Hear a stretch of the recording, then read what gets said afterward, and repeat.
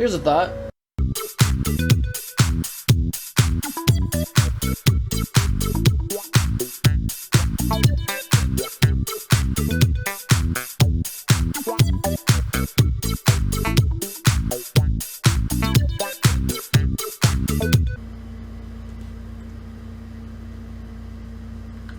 Whoa. What?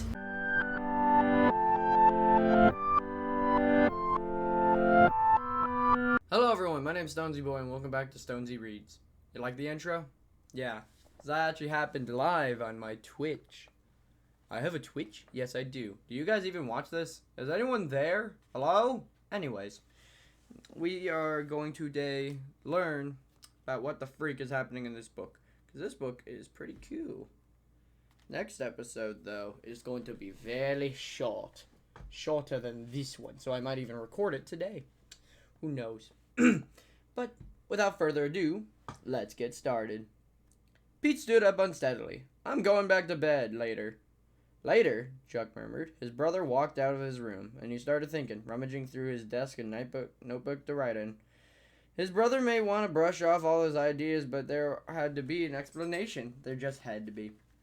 What game are you playing? Pete asked Chuck from his bedroom doorway. He spent most of Saturday in bed, and now he felt the need to get up and walk around the house. Lying in bed gave him too much thinking time. He kept replaying each freak accident over in his head. It wasn't cool. Just an indie adventure game. Want to check it out? Pete shrugged and sat cross-legged with his brother on the floor. Chuck's room was a lot different than Pete's. First of all, Chuck actually had a hamper instead of dropping his clothes all over the floor. His bed was made. His desk was clear of extra paper. He had a bookshelf with books on aliens and conspiracy theories. A couple of gamer posters were pinned neatly on the wall. Chuck explained the game. You see, I'm a mage, and I have to look for all the hidden ingredients to make a potion to stop an evil wizard. He has my village under a spell, and I need to help break the curse with a potion and release the village before it's too late. What happens if you're too late?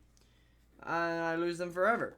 They remain under the control of the evil wizard, and that is not happening. You like to be the hero, don't you? It's the only way to win. Want to play with me? Sure. Chuck's eyes lit up as he grabbed the other controller. You could be my apprentice. Why am I the apprentice? Why can't I just be a mage to you and be the sidekick? Chuck shook his head. You have a lot to learn. Pete turned to their mom, who was leaning in the doorway. She was smiling. Hey, Mom, Pete said. Do you guys need anything? How about some popcorn? Could use some popcorn, thanks. And a juice for me, Chuck said. Pete played the game for a couple hours, then went back to bed. He had to admit it was nice to get along with his little brother again. After shaking hands and calling a truce, it was like it used to be, and they were little. When they didn't have a care in the world. Before the resentments, the name-calling, the divorce. He had to admit he missed those days. Before Pete knew it, Sunday night rolled around, and he started getting ready to go back to school. To his relief, the swelling in his face had gone down. He had removed the bandage from his arm, exposing a fresh scab on his wound, right above his wrist. It made him think of his dad, accusing him of hurting himself. Sure, thoughts of escaping his parents crossed his mind sometimes, but not the way his dad was thinking. Pete had spent most of the day binge-watching TV. He hadn't dared to leave the house, afraid he'd have another freak accident. Not that his mom would have ever let him leave, anyway. He'd kept a close eye on him all weekend. Really stepped up for him. Maybe he'd cut her some slack when she started pilling on a bunch of stuff for him to do again. If all these freak accidents had some weird karma thing, he apologized to Chuck, hadn't he? So that meant he should be free to clear of whatever it was. But he still had a feeling that lingered in his gut like a sickness. He worried that everything might not be over. That it might never be. Then there was a knock on his door. Come in, he called, and Chuck stuck his head in. Normally he'd yelled at him, hecking out of his room. But things were different with the truth. Picking on his little brother didn't seem much fun anymore. Not that he'd tell him that. Yeah, Pete said. His brother stepped in a notebook in one hand and closed the door behind him. He fished an inhaler out of his short pockets and took a puff, then slipped it back in. How are you doing? He asked Pete. Okay, I guess. You ready to go back to school tomorrow? Yeah, right. Chuck flashed his braces and ran a hand through his hair. Just checking. What's up with the notebook? Something I've been working on this weekend since you told me about the accidents. Chuck walked over to Pete, flipped open his notebook, and showed him some sort of handwritten chart. There were 5 boxes arranged in a circle, with arrows pointing between them. On the top of the chart was a box labeled Foxy the Pirate, and the other following boxes read Bioclass, Butcher Shop, Construction Site, and Lake. The final arrow pointed back to Foxy the pirate. What does this mean? Pike wanted to know. It means, I think the point of origin, where all this started, was the meeting room with Foxy. Yeah, we already talked about that. From here, the freak accident led to the next. Now, in order for this to be all over, you have to go back and fix whatever you did in the first place. I did. I apologize for the stupid prank, okay? Everything should be good now. You forgive me, right? Yeah, we're brothers. Of course I forgive you, Chuck said. But in all the games I play, you have a face of an ultimate bad guy, the villain. Just like with the game we played last night, the mage had to fight evil wizard in the end in order to set free village with a potion. Pete forced a laugh and his stomach curled in dread. Bad guy. Who? Foxy the animatronic? Maybe, but what exactly happened after I ran out of there that day? Pete looked back at the TV, glimpsing an action movie. Nothing. Foxy sang a song and I left. No big deal. You can be a pirate, but you have to first lose an eye and an arm yard. Pete's pulse picked up as he heard the words in his head. What was the song, Pete? He just shook it up. Just some stupid song about being a pirate. What were the words exactly? Who cares about the words? I do. Please, Pete, it's important. Fine. About how I wanted to be a pirate. You have to lose an eye and an arm. See? Stupid. Chuck lipped his lips dry. Then he grabbed a pencil from Pete's cluttered desk and started writing. What are you doing? Hold on a sec. After a minute, he shoved a notebook into Pete's hands. And Chuck had written additional notes under the boxes. Pirate song. Lose eye, lose arm. Bio class. Nearly lost eye. Butcher. Nearly lost arm. Construction site. Nearly lost arm. Lake. Nearly lost eye. Pete shook his head in denial. No, he muttered and started to shake. You're wrong. You can't ignore the facts, Pete. Foxy wants you to become a pirate, and the accidents are getting more dangerous. No, he yelled. Foxy is a damn robot. He's made of metal and gears. He ripped out a page of the notebook and started to shred it. This is all made up in your messed up gamer brain. It's fantasy, not real. Pete, stop. Shut up. Just get out of my room. He shoved his brother and threw his notebook at him. Truck stumbled back in shock, his face turning red. I'm trying to help you. He jammed his finger in the air toward Chuck. No, you're trying to scare me for all the times I've scared you. It's always winning with you, right? Well, this isn't some game for you to win. I know that. I'm not trying to win. I'm trying to figure this out. Mom appeared in the door. Boys, what's all this yelling? What's going on? Tell Chuck the chump to get out of my room. Don't call me that, Frankenstein face. Pete's face scrunched up. Oh, you've been waiting to use that one, haven't you? You're going to pay for that. Truce is officially over. Fine by me. You can take your stupid truce and jam it up your nose. Boys, calm down. Mom yelled. I said get out of my room. I am. Chuck scooped up his notebook and ran out. Pete turned back to his mom. After a moment, with exaggerated sighs, she closed the door. Pete was so freaking angry, he started to cry. Pete tossed and turned in bed. Since his mind was wide awake, his pajamas felt too warm. His blankets too heavy. His bedroom was dark except for the moonlight that filtered through the curtain of the window. When he stared at the curtain, he thought he saw something dark flash behind the fabric. Pete got to his feet and walked to the window, pushing the curtain aside. Front yard was quiet. The car was parked in the curb. A row of trees lined the street. Nothing out of the ordinary. He rolled his shoulders and released his tension. And went back to bed. He hit his pillow a couple of times to get uncomfortable. When he started the ceiling and stared some more. No use. He still couldn't fall asleep. A moment passed and found his eyes lurking back through the window.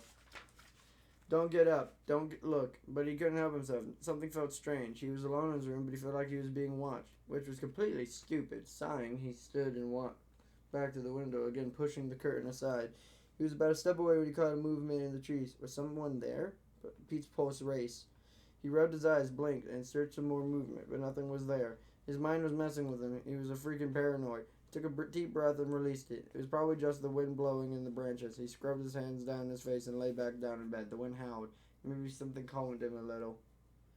And the backyard gate creaked. The gate must have been unlatched in the wind, right? It was certain. Pete listened carefully. An owl hooted. A door creaked. A second later, he jerked upright, his heart pounding. Was the creaking inside the house? He crept to his bedroom door and slowly opened it. He searched the empty hallway. No one was lurking around. He was starting to really freak himself out. Mom and Chuck were asleep. No one else in the house. Just go to sleep, he told himself. He stomped to his bed, threw himself down, and squeezed his eyes shut. He thought he heard a footstep. Just go to sleep. The floor creaked outside his door, and a chill crept down his spine. No one else is here. He told himself it was just his imagination, but the air seemed to shift around him. The hairs on his arms stood up, and he wouldn't deny his unease anymore. When he opened his eyes, Foxy stood above him. Terror struck the air in Pete's lungs. He couldn't move, couldn't speak. Foxy's yellow eyes glowed in the darkness of the room. His hot jaw hung open, flashing sharp teeth. Foxy lifted his hook and slashed the sharp teeth into front of Pete's face. the metal whizzing by his nose. Pete shoved himself off the bed, his body shaking. He couldn't get off the floor. Foxy pivoted, looming over him. The shifting gears filled the room, and Foxy swung up his hook. You could be a pirate, but you first have to lose an eye and an arm. No, Pete breathed. Foxy slammed his hook into Pete's eye. There was an audible pop. Blood poured from his eye socket as Pete screamed.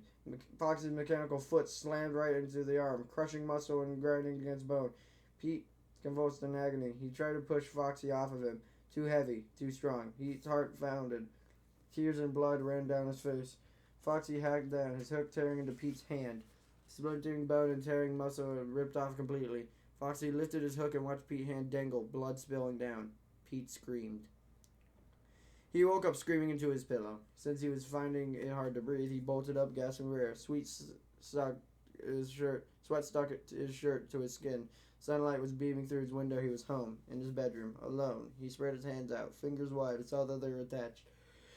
He reached for his eyes. What were there? He was alive. He could see. All body parts were intact. He took a deep breath of relief. Just a nightmare. Why did it have to seem so real? Pete swallowed hard and his stomach turned and he started to tremble. He felt like he'd had a version of the same dream before, but this time he remembered every detail. With a hood pulled over his head, Pete walked into the North Hillside High School on Monday morning and gave the huge sign hanging in the hallway. Find your treasure on the high seas. Homecoming carnival today at lunch. A pirate head was drawn under the slogan saying, "Aye, matey," while flashing a hook for a hand. Pete nearly turned around and walked home, but he knew how nervous his mom had been since he dropped him off at school. "Everything's going to be okay, Pete," she said, like she was trying to convince herself. "Yeah, Mom, everything will be fine," she reassured her. "Mom?" "Yes, honey?" "You're a good mom." She blinked rapidly and smiled. "Thank you, son. You make me very happy." The truth was, he hoped everything would be fine. He realized that all he wanted to do was have everything back to normal. With boring classes and unnecessary tests, and even taking care of his little brother, he was ready for it all to be over. And now he could see that he had an okay life, even if his parents weren't together. His parents loved him and Chuck, even though they were often wrapped up in their own worries and obligations.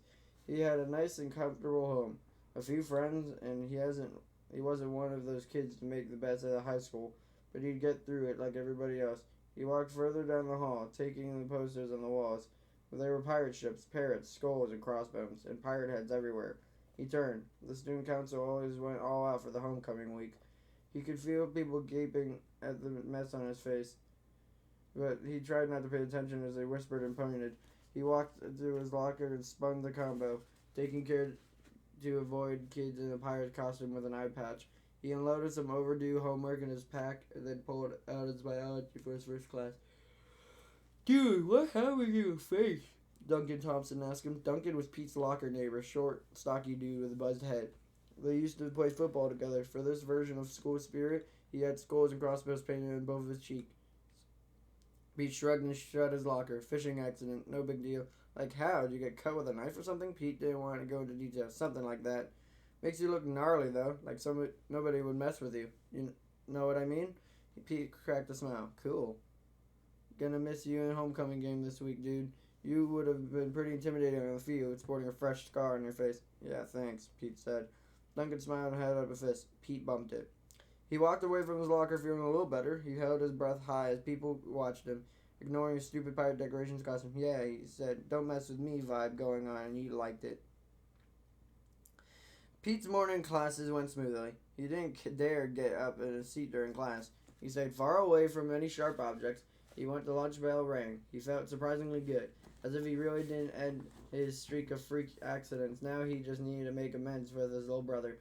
The worst part is that he had to make amends for how he'd blown it again by yelling at Chuck and kicking him out of his room. He just didn't want to believe that Chuck believed that it wasn't over yet, and he had to go back to face Foxy. Pete shivered. He apologized to Chuck and reinstated the truth, and Chuck would understand. He was pretty sure. His little brother seemed to forgive him easily. Pete was really ready for a fresh start. His mom would say sometimes,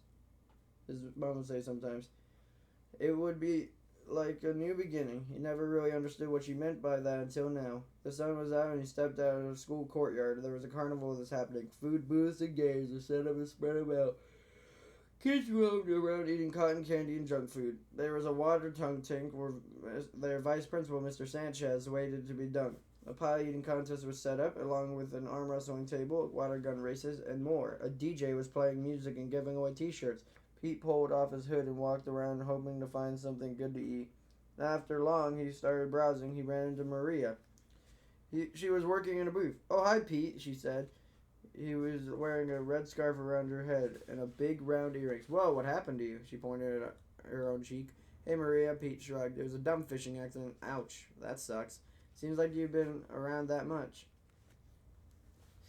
Pete's eyebrows raised. She had noticed? Yeah, some stuff's been going on. Everything's cool, though. She nodded as she understood. "So, do you want to win something? All you have to do is stick your hand in this box and see what you get."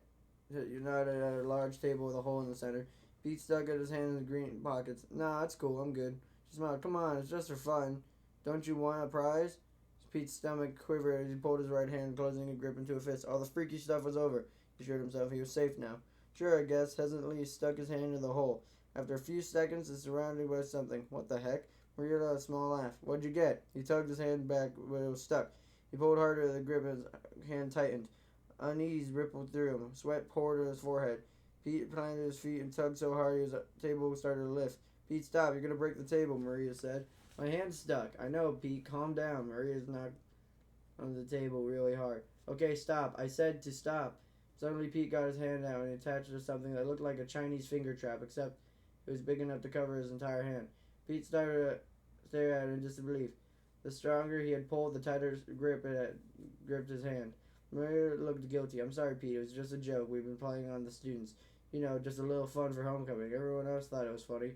"I'm not everyone else," he snapped. The kid popped his head out of the table. His hair was spiky and his earrings were, "Dude, relax. Take a joke, why don't you?" Pete didn't even know what to say. He was freaked out. "Not cool," he stammered, trying to pull the trap off his hand. Somehow it just gripped tighter, squeezing off his circulation. He swallowed hard. He felt like tiny knives poking on his skin. "Get this off me." "Wait, I'll help you. I know how to do it." Maria rushed to the booth, and Pete pushed his hard trap up closer to his hand and eventually loosened. "I'm sorry you're so upset." "Yeah, right. Just get it off already," he said, barely holding it together. "I'm trying, okay? It's stuck for some reason. Hold on." She ran back around the booth to grab something. It wasn't just stuck. It was squeezing tighter and tighter. His hand was starting to throb in pain. "Not again." That's all he could think. "Hey," the kid in the box whined, "don't cut it. Then we can't use it anymore." Maria came back with scissors. "I have to. It's not coming loose." She got from the open end of the trap until he was finally freed his hand. By the time it got off, Pete's skin looked completely purple and felt completely numb. He opened and closed his grip, and circulation is going again. Maria's eyes widened. "Oh my gosh, Pete, I'm so sorry. I can't believe this happened. It's a freak." "Don't say it." He cut her off. "You just shouldn't have done that. You shouldn't have tried to trick me. I thought we were cool." "We are." Then cheeks reddened and she bowed her head and Pete's throat tightened. "I said sorry, Pete. Look, whatever. No big deal. I gotta go." Then before she could say anything else, he stormed off, trying to calm his nerves, and he rubbed his hand. What a stupid joke. How is that even funny? He needed another freak thing. He swallowed hard and his throat squeezed even more. He couldn't say any more accents. He just couldn't. He'd lose his mind. A rush of the kids suddenly surrounded him and a herd of cattle, shoving him through a doorway with the mirror raised as they ran inside. "Hey, watch out," he yelled. He tried to get out of the pack, but there's too many of them, and he just pressed against the wall and finally passed by, laughing and screaming. "Dude, look, there's like 20 of us in the mirror." Someone caught on and they disappeared. Pete tried to get back through the entrance, but somehow he found himself lost in the freaking mirror maze. He walked in the opposite direction to get directly to the exit. Instead, though, he came to a dead end. And a pirate appeared in the mirror with a hat slanted over his face and a lethal hook attached to his arm. When he finally moved his hat, Pete could see the pirate had the face of a fox. Pete flinched. He looked behind him, thinking fox pirate would be standing there, but there was only another mirror. His heartbeat picked up speed as his brain emptied every thought but one. "You have to get out of here." He turned down narrow corridors, feeling for an exit. Images of fox pirate and himself were reflected in every mirror. When he ran, the fox ran. Sweat dripped down Pete's face, and all he knew is he couldn't let the fox pirate catch him. He was breathing hard. He finally saw a light at the end of the small mirrored corridor. But before he could get there, a fox pirate jumped in front of him. Raising a hook by instinct, Pete reared back and punched the fox pirate in the nose. The pirate stumbled back, his hand to his mask, as Pete rushed out. Pete was practically hyperventilated as he stepped back into the carnival. He was unsteady and off balance, as if he could come off a carousel. Kids laughed and stared. Questions circled around in his mind. Where did I go? What did I do? He stepped back word and collided with someone. He whirled around to see a clown with a pirate hat. The clown waved, but Pete shoved him and ran toward a tent, pushing through the flap of the heavy canvas. He needed to get out of the carnival. He was too mixed up, and he didn't know where he was going. He found himself rushing into a booth with several balloons pinned to a wall. A dart came at him and scraped his cheek. He hit the next one away with his hand. Someone yelled, "Hey, there's a kid there." Pete himself sprang forward and told him to stop, but it was too late. His light dart hit home, sticking into the skin beside his inner eye. He yelped in pain. Kids gasped. Someone screamed.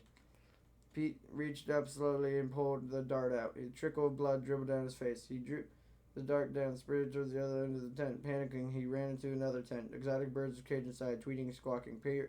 Pirate sniggered, "Lose an eye, lose an arm."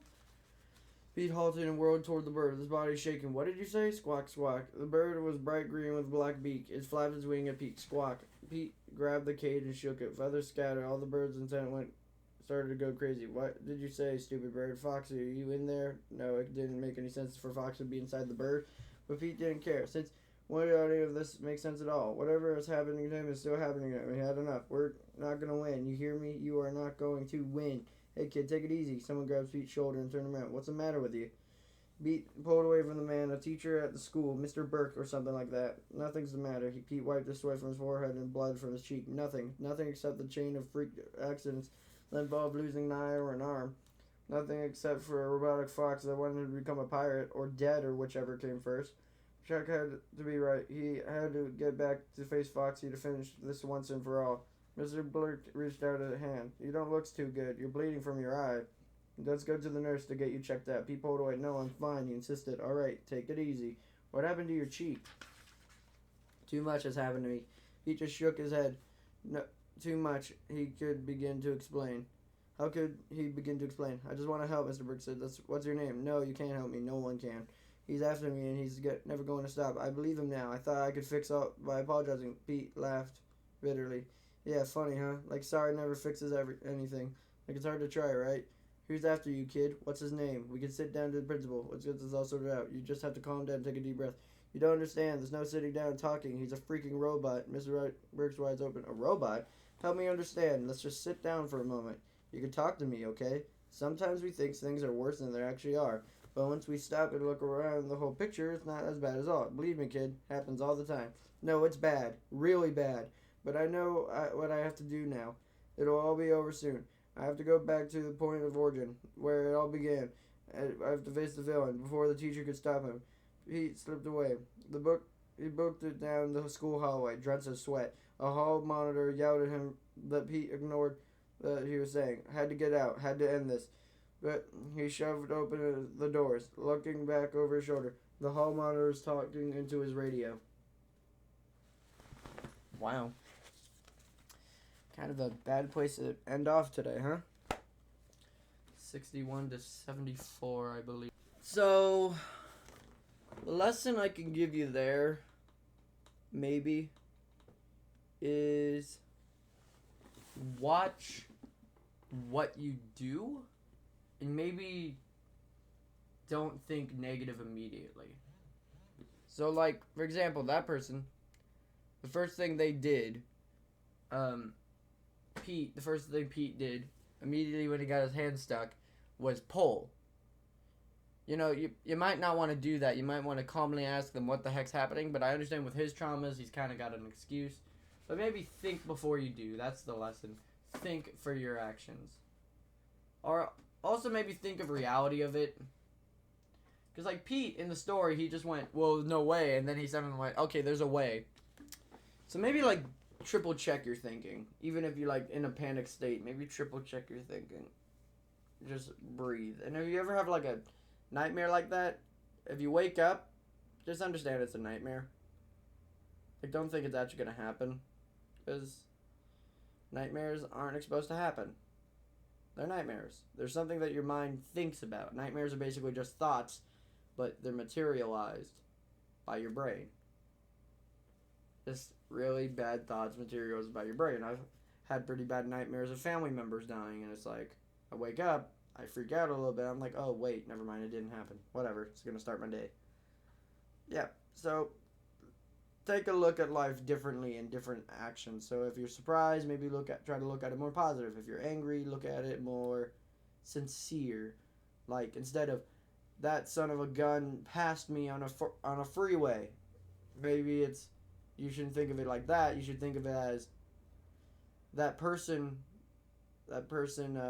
is in a hurry. I hope he makes the next job interview. It's such a stupid way of thinking if you say it out loud, but it is more positive if you look at it. But yeah. Hope you guys have a super fantastic, wonderful day. This has been another Read with Stonesy. And I'll see you guys next time. Bye-bye.